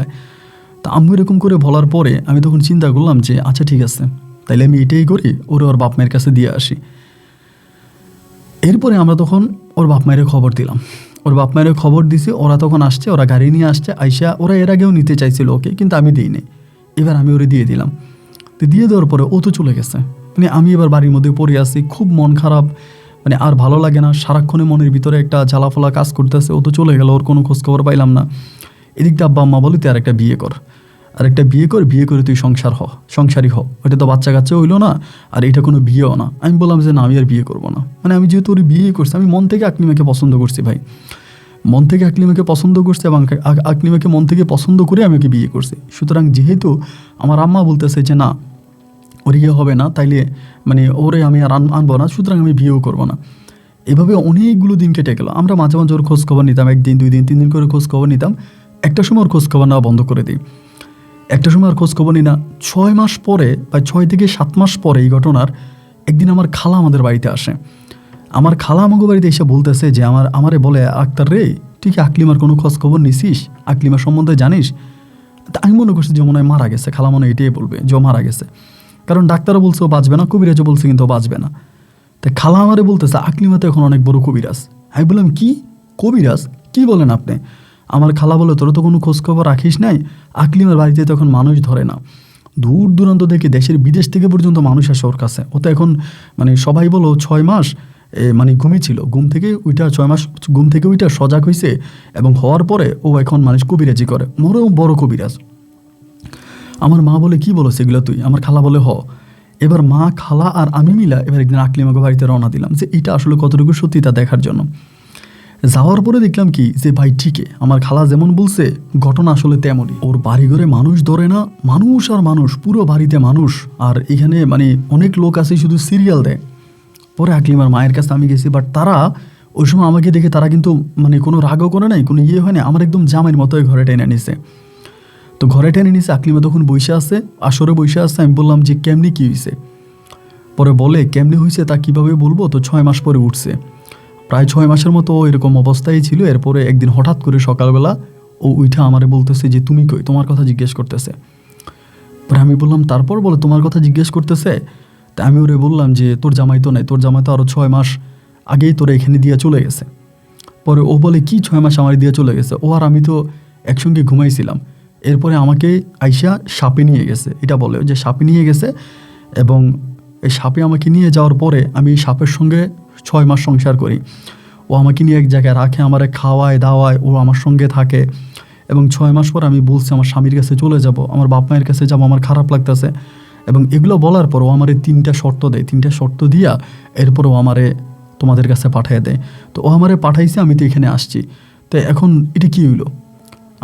ওর মা তখন নাকি বললো যে, আমি বললাম যে মা তাইলে শর্ত কি 3টা দিছে? বলে না 3টা শর্ত ও বলতে মানা করছে, শর্তগুলো ও বলা যাবে না, তো তুমি ওর সঙ্গে কথা বইলো। পরে বিকেলবেলার দিকে সন্ধ্যার দিকে ওর মানুষ টানুষ কমছে, ওই রুগী কমছে, পরে আমারা ডাক দিছে।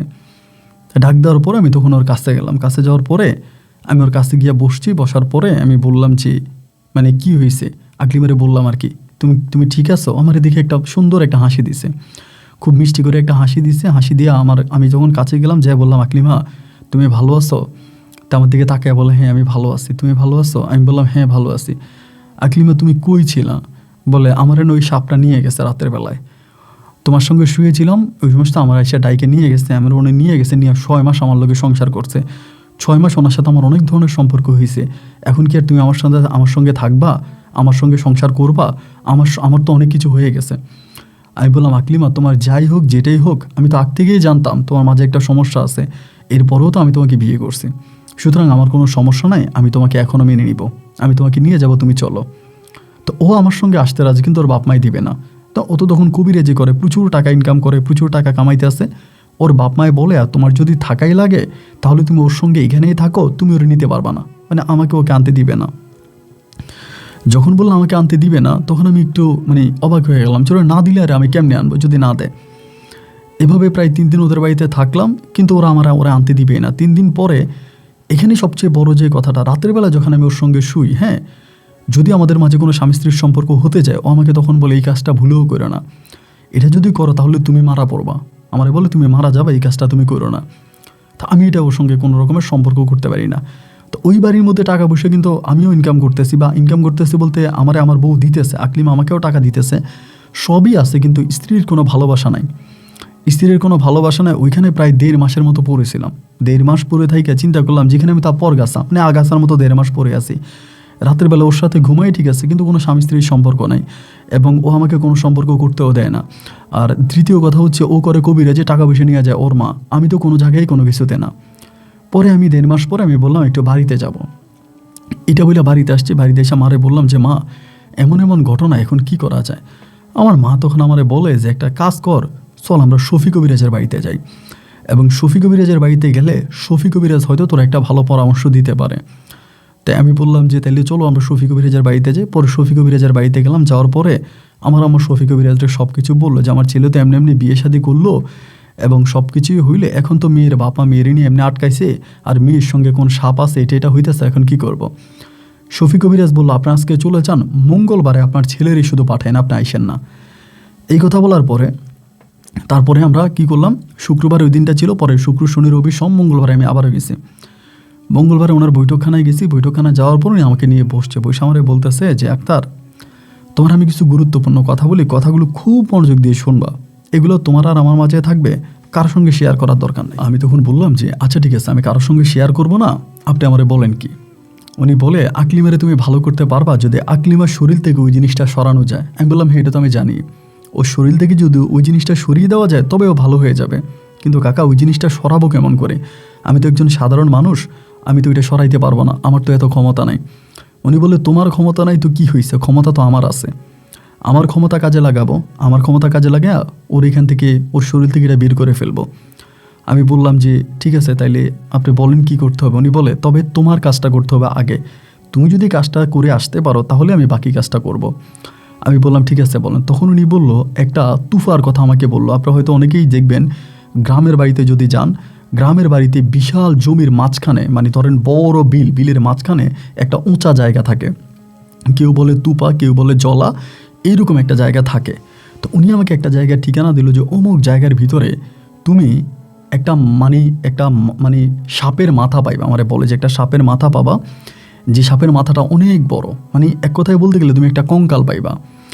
এই কঙ্কালটা তুমি নিয়ে আসবা, তবে কঙ্কালটা তুমি খোঁজা শুরু করবা মাগরিবের পর হইতে, যখন সূর্য ডুবে যাবে। সূর্য ডুবে যাওয়ার পর থেকে তুমি কঙ্কালটা ওই বিলের মধ্যে খুঁজবা, বা উঁচা জায়গাটায় খুঁজবা, এবং এটা যদি তুমি পাও তুমি এটা আমার কাছে নিয়ে আসবা। তা আমার কাছে এটা নিয়ে আসলে পরে আমি তোমার ভোরে ভালো করে দিব। তা আমি বললাম যে, এটা কি আপনি আপনার জিন দ্বারা বা অন্য কোনোভাবে আনা চান? উনি বললেন যে, না, এটা তোমারই আনতে হবে, কারণ তুমি তোমার বউরে নিজের হাতে খাওয়াইছো না, এটা তোমারই আনতে হবে, এটা আর কেউ না। তবে ওই জিনিসটা আনতে পারলে আমি ওইটা দিয়া কালো জাদুর মাধ্যমে তোমার বউরে ভালো করতে পারবো। তো উনি আমাকে যেই মানে জায়গার ঠিকানা দিল, এটা আমাদের এখান থেকে বেশ দূরের একটা জায়গা। তো পরে আমি কি করলাম, ওই জায়গার মধ্যে চলে গেলাম যে আল্লাহ যা আছে ভাগ্যে, যা আছে যেটাই আছে সেটাই হবে, আমি এটাই করব। এই পরিকল্পনা করে আমি তখন ওই জায়গার মধ্যে গেছি। এবং জায়গাটার মধ্যে যাওয়ার পরে জায়গাটা একদম শুনশান একটা নীরব একটা জায়গা ছিল, মানে একদম মানে আপনার আইল দিয়ে হাইটা গেছি মাঝখানে এটা, এবং আশেপাশে আর কোনো বাড়িঘর নাই, একেবারে শুনশান নীরবতা, কোনো বাড়িঘর নাই। ওই জায়গাটার মধ্যে গেছি, যাওয়ার পরে উনি আমার বলছে তুমি মাগরিবের পরে খোঁজা শুরু করবা। তা আবার উনি আমার হাতে একটা তাবিজও পরাই দিছে, বলছে এই তাবিজটাও সবসময় হাতে রাখবা, নাহলে তোমার সমস্যা হয়ে যেতে পারে। তো তাবিজটা হাতে রেখে আমি কী করতাম, মাগরিবের পরে এটা খোঁজা শুরু করতাম। মাগরিবের পরে দুপুর উপরে যখন এটা খুঁজতাম ভাই, আমার কাছে মনে হইতো প্রচুর পরিমাণের কুকুর ডাকে। আমি যে আমার হাতে হারিকেন ছিল, হারিকেন দিয়া আলো দিয়া লাইট দিয়ে আমি খুঁজতাম, কিন্তু মনে হইতো প্রচুর কুকুর ডাকতেছে চারপাশে, কিন্তু আমি একটা কুকুরও দেখতাম না। আমি ডাইনে বামে সামনে পিছনে সব জায়গায় কুকুর খুঁজতাম, কিন্তু আমি কোথাও কুকুর পাই না। কুকুর নাই নাই নাই মানে কোনো কুকুর নাই। এরকম করে পুরো একটা রাত আমি এই জিনিসটার ওইটার মধ্যে খুঁজলাম। প্রথম রাতে পাইলাম না, নাই নাই নাই, এটা নাই। উনি আমার কিন্তু বলে দিছে যে দেখো তোমার অনেক ভয় দেখাইবো, মানে জিনেরা তোমার অনেক ভয় দেখাবে, অনেক আঘাত করবে তোমার হয়তো মেরে ফেলার চেষ্টাও করবে, কিন্তু তুমি ভয় পাবা না, তুমি কোনো রকমের ভয় পাবা না, তুমি সাহস করে তোমার কাজ তুমি করে যাবা। এবং সাহস করে যদি তুমি তোমার কাজ করে যেতে পারো তাহলে তোমার কাজ হাসিল হবে, কিন্তু ভয় পাওয়া চলবে না, ভয় পাইলে ক্ষতি হবে। তা আমি বললাম আচ্ছা ঠিক আছে, আমি ভয় পাবো না, আপনি যেমনি বলেন আমি এমনি কাজ করবো। বলে ঠিক আছে। তা আমিও খুঁজতেছি, প্রথম রাত খুঁজলাম, মানে কুকুরের ডাকছে আমি পাইনি। এরপরে রাত শুরু হলো সাপের ডাক। আমি যখনই মানে শোষো করে মনে হয় যেন পুরা মানে বাতাস সাপ, মানে সাপের কি শব্দ, মানে আমি আপনাকে বলি বোঝাতে পারবো না, মানে ভিতরে একটা প্রচণ্ড রকমের ভয় কাজ করতেছে। ওই রাতও পাইলাম না। এবার আস্তে আস্তে প্রায় 3 দিন 4 দিনের মতো কেটে গেছে। তখন পাশের যে যারা জমিতে কাজ বাজ করে, আমি তো ওইখানে একদম একেবারে চলে গেছি, আমার জামা কাপড় সব কিছু নিয়ে ওখানে চলে গেছি। একটা বাচাই বানাইছি ওই তুফাটার পাশে, ওই বাচাই বানিয়ে ওখানে থাকতেছি আর এটার মধ্যে খুঁজতেছি। তো অনেক মানুষ এসে জিজ্ঞেস করে যে কী ব্যাপার, আপনি এখানে কী খোঁজেন, আপনার ঘর কই, বাড়ি কই, এবং কিভাবে আপনি এখানে আসলেন, এটা কিভাবে আসছেন আপনি আমাকে বলেন। তো উনি আর আমি আমার মতো করে খুঁজতেছি, আর কাউরে কোনো কিছু বলি না, মানে পাইও না বা কাউরে কোনো কিছু বলি না, এবং এরকম করেই আমার মানে চলতেছি।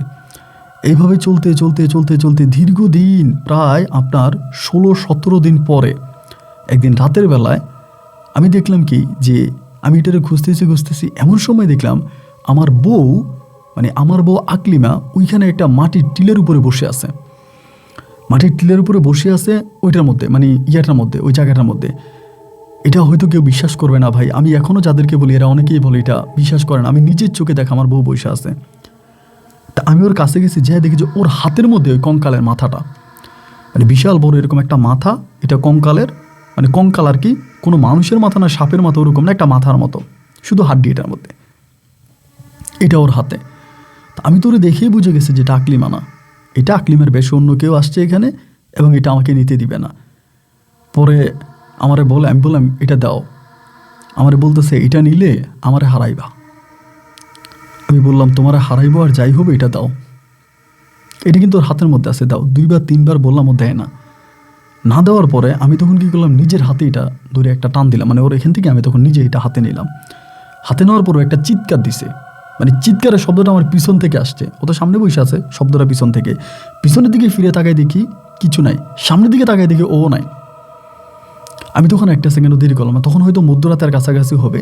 আমি এটা নিয়ে ওখান থেকে দৌড় দিছি, দৌড়াতে একটা গ্রামের ভিতরে ঢুকছি। তো গ্রামের ভিতরে আর পিছন দিয়ে কুকুর, মানে প্রচুর কুকুর ডাকতেছে। গ্রামের ভিতরে ঢুকা বসে আছি, আল্লাহ আল্লাহ করতেছি, কাউরে ডাকিও না। একটা গ্রামের ভিতরে একটা বাড়ির সামনে বসে আছি। এবার ফজরে আজান দিছে, ফজরে আজানটা দিছে। দেওয়ার পরে আমি আস্তে আস্তে করি, এবার আমার জামা কাপড় কিন্তু সব ওইখানে রয়ে গেছে, আমি এগুলো আনি নাই। এটা নিয়ে আমি তখন শফিক কবিরাজের বাড়িতে, শফিক কবিরাজের বাড়িতে এটা শফিক কবিরাজ তখন আমার এটা হাত দিয়ে ধরে নাই, না ধরে আমার বলতেছে এটা একটা বল দিছে, বলছে এটার মধ্যে রাখ। আমি বলের মধ্যে এটা রাখছি, রাখার পরে উনি বলে যা, এবার তোর বউরে তুই পাবি, গেলেই তোর বউ চলে আসবে। এবার আমি গেলাম, মানে ওদিন সকালবেলায় এটা দিয়ে সকালবেলা আমি আমার বউ আনার জন্য গেলাম আমার শ্বশুরবাড়িতে। বউ আনার জন্য শ্বশুরবাড়িতে গিয়ে দেখি আমার বউ পাগল, মানে পাগল হয়ে গেছে। সকাল থেকে নাকি ওর মা বলতেছে সকাল থেকে ও আবকা বকতেছে, ওর সকাল থেকে উল্টাপাল্টা কথা বলতেছে। তাই বললাম যে সকাল থেকে উল্টাপাল্টা কথা বলতেছে মানে কি? বলে তা তো জানি না বাবা, সকাল থেকে উল্টাপাল্টা বকে। পরে ওই নিজেই তো একজন বড় কবিরাজ, তারপরে ওর মা একটা কবিরাজ আনছে, আইনা বলতেছে, কবিরাজে বলতেছে ওর ব্রেনে সমস্যা। তা ব্রেনে কী সমস্যা এটা বলতে পারতেছে না, শুধু বলে ব্রেনে সমস্যা। তোর মা তখন বলে যে ব্রেনে সমস্যা, তাহলে কী সমস্যা? পরে আমরা কী করলাম, প্রথমে কবিরাজের নিলাম, শফি কবিরাজরে বললাম, শফি কবিরাজ বলতেছে এটা অন্য সমস্যা, এটা আমার কোনো সমস্যা নেই। এরপরে যেটা হইল যে আমরা তখন এই কবিরাজ দেখাইতেছি, ডাক্তার দেখাইতেছি, না ভালো হয় না, ও পুরা পাগল হয়ে গেছে। তখন ওর বাড়িতে প্রচুর রুগী আসতো, সব রুগীরা চলে যেত, ও তো পাগলই, চিকিৎসা করতে পারে না, সব রুগীরা চলে যায়। এভাবে প্রায় 3 থেকে 4 মাসের মতো ওরে আমরা ডাক্তার দেখালাম, কিন্তু কোনোভাবেও ভালো হইলো না, পুরোপুরিভাবে পাগল হয়ে গেছে, সম্পূর্ণভাবে পাগল। এইভাবে আমার বাপ মাও তখন আমার উপরে খেপে গেল যে তুই একটা মেয়ের জন্য এভাবে নিজের জীবন নষ্ট করতেছিস, এভাবে নিজের শেষ করতেছিস, না এটা হতে পারে না, তুই দ্রুত কোনো একটা কিছু কর, তুই বিয়ে শাদী কর। তা আকলিমে এরকম পাগল থাকা অবস্থায় আমার বাপ মায় তখন সম্পূর্ণ জোরপূর্বক আমাকে তখন একটা বিয়ে করাই দেয়, এবং আমি বিয়ে করে ফেলি, এবং আমি বিয়ে করছি। আকলিমা তখন পুরোপুরি পাগল, একদম সম্পূর্ণ একটা পাগলে, ওরা বাইদা রাখে ঘরের ভিতরে। তো বিয়ে করলাম, এবং আমি বিয়ে করার পরে আকলিমার তো আসে, এবং এর মাধ্যমে আমি শফি কবিরাজের এক ঘনিষ্ঠ লোকের মাধ্যমে জানতে পারি, শফি কবিরাজের খাদেম বলা চলে, এরকম একটা লোকের মাধ্যমে জানতে পারি যে ওই লোকটা আমারে বলে যে শফি কবিরাজ আমাকে ধোকা দিছে। শফি কবিরাজের খাদেমই উনি ছিল, উনি বলে শফি কবিরাজ তোমারে ধোকা দিয়ে, শফি কবিরাজ কোটিপতি। তাই কোটিপতি কী কারণে বলি ভাই, এই ঘটনার পরে শফি কবিরাজ আপনার সিলেটে জায়গা কিনছে, আপনার এই ঢাকাতে জায়গা কিনছে, এবং ও আর কবিরাজিও করে না, যেটা কবিরাজি আছে কবিরাজিও করে না, এবং ও অগাধ টাকা পয়সার মালিক, এখনও গাড়ি নিয়ে বাড়িতে আসে, গাড়ি নিয়ে যায়, বিশাল টাকা পয়সা। এবং এই টাকা পয়সা আসার উৎসও কি, এইটা আমরা কেউই জানি না। তো উনি এখন দেশ বিদেশে ঘুরে, আমার বউ আকলিমে এখনও আছে, তবে সে পাগল। এরপর আমি পুনরায় আরেকটা বিয়ে করি, আমার সেখানে একটা ছেলে একটা মেয়ে আছে আমার দ্বিতীয় সংসারে। তো এখন আমি মাঝে মাঝে যাই আকলিমারে দেখি, ও এখনও পাগল অবস্থায় আছে, ও আর ভালো হয় নাই। তো আল্লাহ জানে, এটা আল্লাহর কুদরত, আল্লাহ ভালো জানে যে কী হইলো আমাদের সঙ্গে এটা। এবং এখন আমার বউ পাগলে আছে, এবং ওই কবিরাজের উনি কবিরাজিয়ে করে নাই, এরপর উনি কবিরাজিয়ে ছেড়ে দিয়েছে। তো ভাই আমার দুঃখের কথাগুলো আপনাকে বললাম, আমি সিলেটের মানুষ, আপনার গল্প সবসময় শুনি, আমি এই ইউটিউবটাই আমি মোবাইলটাই ব্যবহার করে আপনার গল্পগুলো শোনার জন্য। তো আপনাকে আমার কথাটা জানাইলাম, আপনি আমার গল্পটা রেকর্ড করবেন, আর আমার দোয়া করুন আমার বউরে যেন আল্লাহ তাআলা ভালো করে দেয়, আর আমার মতো লোভের বশবর্তী কেউ যেন আর না হয়, জিনের ফাঁদে যাতে কেউ পা না দেয়, না জেনে না শুনে না বুঝে। আপনি আমার গল্পটা রেকর্ড করে মানুষকে সতর্ক করবেন। ভালো থাকবেন, আসসালামু আলাইকুম। প্রিয় বন্ধুগণ, সবাইকে অনেক বেশি ধন্যবাদ এই পর্যন্ত আমার সাথে থেকে সিলেটের ভাই আক্তার হোসেনের জীবনের এই ভয়ানক বাস্তব গল্পটা শোনার জন্য। যে গল্প রীতিমতো আমাকে অনেকটা অবাক করে দিয়েছে, এটা কীভাবে সম্ভব আমি নিজেও বুঝতে পারি নাই, যে আমার নিজের মাথায় আসতেছে না। বিশেষ করে 6 মাস পর্যন্ত তার বউ সম্পূর্ণ প্যারালাইজড অবস্থায় ছিল, এক কথায় বলতে গেলে ঘুমেছিল, এবং সে ঘুমের মধ্যে নাকি সাপ তার সঙ্গে এসেছে, বা আকলিমা যেটা ওকে বললো যে সাপের সঙ্গে তার সংসারও হয়েছে। 6 মাস পরে সে সাপকে বলে টলে সে আবার চলে আসে। তো এই সবই আসলে জিনের কারসাদি বা জিনেরই কথা। এরপরও অনেকের মনে প্রশ্ন জাগবে যে আপন ভাই আপনি তো জানেনই জিনের গল্প, তাহলে রেকর্ড করলেন কেন? আমি রেকর্ডিংটা এই কারণে করলাম, এখানে একটা প্রচুর লোভের একটা শিকার কিন্তু হয়েছে। এখানে কিন্তু আক্তার হোসেন একটা লোভ করেছে, এবং এই লোভটা যে শুধুমাত্র জিন দ্বারাই করা যায় এভাবে নয়, অন্য যে কোনোভাবেই কিন্তু মানুষ লোভের বশবর্তী হয়ে যেতে পারে, এবং লোভে পাপ আর পাপে মৃত্যু, এই গল্পটাই তার জ্বলন্ত প্রমাণ হয়ে থাকলো। আক্তার লোভ করলো, তার সবচেয়ে প্রিয় মানুষ, কাছের মানুষ আকলিমাকে সে হারালো, এবং আজও আকলিমা পাগল। তো এইরকম লোভী যারা পড়বেন অন্যের সম্পত্তির প্রতি, অন্যের ধনের প্রতি, বা অদৃশ্য কোনো কিছুর প্রতি, সেটা আপনার জীবনে খারাপ কিছু বয়ে আনবে। নিজের যতটুকু আছে অতটুকুতে সন্তুষ্ট থাকলে আপনাকে অনেক ধরনের লোভ দেখাবে, সেই লোভে গেলে আপনার জীবনটা এমন হতে পারে। এই গল্পটাই তার সার কথা। বন্ধুরা, যারা এতক্ষণ পর্যন্ত আমার সঙ্গে ছিলেন সবাইকে অনেক ধন্যবাদ, এবং এই গল্প নিয়ে কোনো মতামত থাকলে কমেন্ট বক্সে লিখবেন। দেখা হবে নতুন দিন নতুন কোনো ভিডিওতে। আসসালামু আলাইকুম।